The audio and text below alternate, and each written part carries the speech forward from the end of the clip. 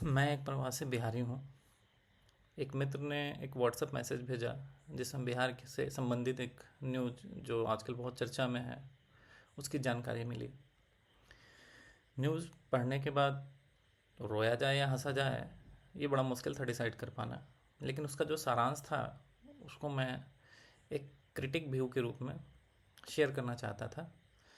और इसका टॉपिक मैंने ये डाला था कि डॉगेश भाई का बिहार में रौला है।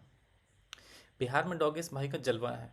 सोशल मीडिया से यह इतर बिहार की प्रशासनिक व्यवस्था ने डोगेश भाई के इमेजिनरी कैरेक्टर को साकार कर दिया है। आजकल सोशल मीडिया पर डोगेश भाई की बहुत चर्चा चल रही है। अब जब बात आर्टिफिशियल इंटेलिजेंस की हो रही है तो ऐसे में बिहार का प्रशासनिक अमला आर्टिफिशियल इंटेलिजेंस को का बेहतर इस्तेमाल कर दुनिया में अपना नाम रोशन करना चाहता है। Mister dog Babu, son of कुत्ता बाबू, मदर नेम कुतिया देवी, कौलीचक वार्ड 15, मसौढ़ी, ये एड्रेस है डॉगेश बाबू का। और ये एक आइडेंटिटी है जो एसआईआर की कलई खोलती है। एसआईआर जिसको लेकर के बिहार में बवाल मचा हुआ है। ये बिहार के प्रशासनिक बाबुओं को कौन बताए कि बिहार के बाहर हमारा क्या मजाक उड़ाया जाता है, और जब ऐसे मजाक उड़ाए जाते हैं तो हम निःशब्द हो जाते हैं।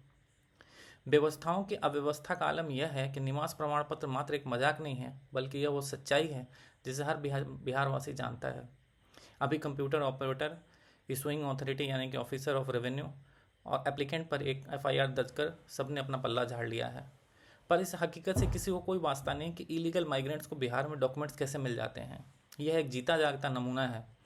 अभी बिहार में जारी एसआईआर के बीच यह घटना आँख खोलने वाली है। मेरा मानना है कि जिसने ये अप्लाई किया है उसे पुरस्कृत किया जाना चाहिए, क्योंकि उसने कम से कम ये प्रूव कर ही दिया कि Bihar is not for beginners.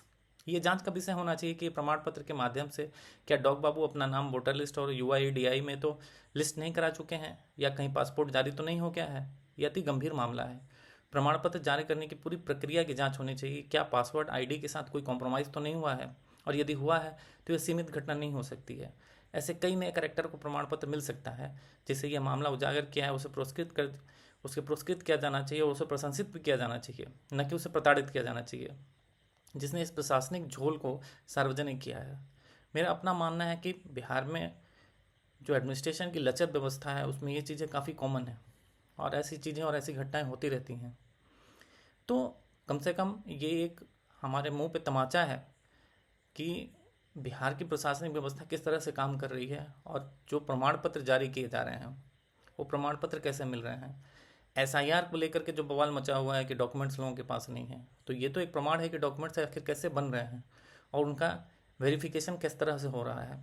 अगर वेरिफिकेशन का ये एक तरीका है तो फिर भगवान ही मालिक है। धन्यवाद।